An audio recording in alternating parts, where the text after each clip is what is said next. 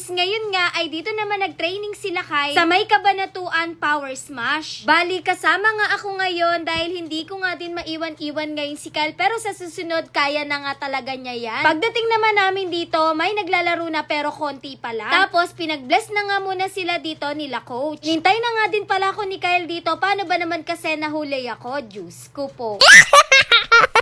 Bali, 2 court nga yung inerkila nila coach dito para sa kanila. Pagdating nga dito, nag-start na sila. Then after nun, ay nag-dynamics na nga sila. Feeling ko talaga ay mapapalaban ngayon dito si Kyle. Diyos ko po. Dapat nga talaga hindi na ako sasama dito dahil alam ko naman na kaya na nga ni Kyle. Dahil madami nga din talaga kasi akong gagawin. Pero hindi nga rin talaga ako pinayagan dito ni Papa. Samahan ko nga daw si Kyle. Kaya naman no choice ako. Iniwan ko lahat ng gagawin. Kaya naman ito at napasama ko dito. Madami na nga pala silang nagawa dito, pero ako paunti-unti lang din talaga yung kinukuha kong clips sa kanila. Tapos nagdadatingan na nga din pala yung mga players and yung mga coaches dito na mga nagtuturo din sa mga bata. Marami din palang nagte-training dito. Kung hindi ako nagkakamali, 6 corners na nga yung ginagawa dito nila Kyle. At kapag tapos na nga yung isa sa kanila dyan, kahit nasa labas ng court, meron pa din pinapagawa sa kanila yung mga coach nila. Para hindi nga lang sila yung nakatayo at tumitingin sa nagte-training. Lumabas na nga din pala ako dito, bumili na nga ako ng lunch namin ni Kyle at ng ice ng mga kids. Habang nagte-training nga sila dito,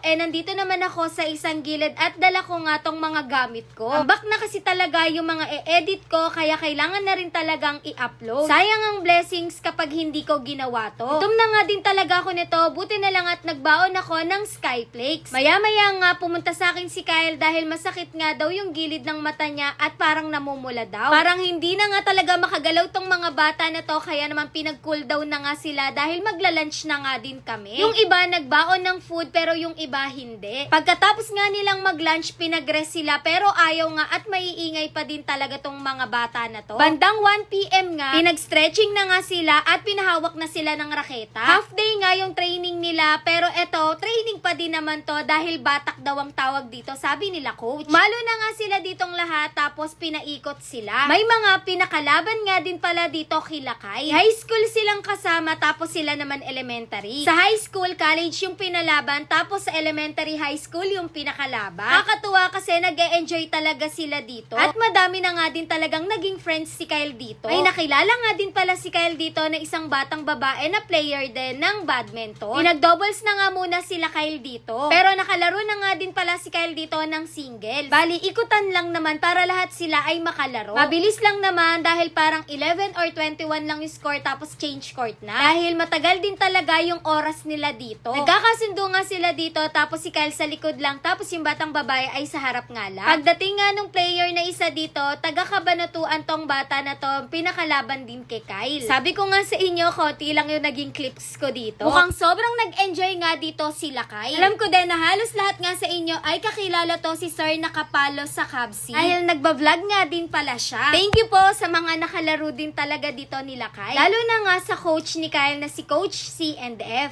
Yun lang, thanks for watching. Bye-bye.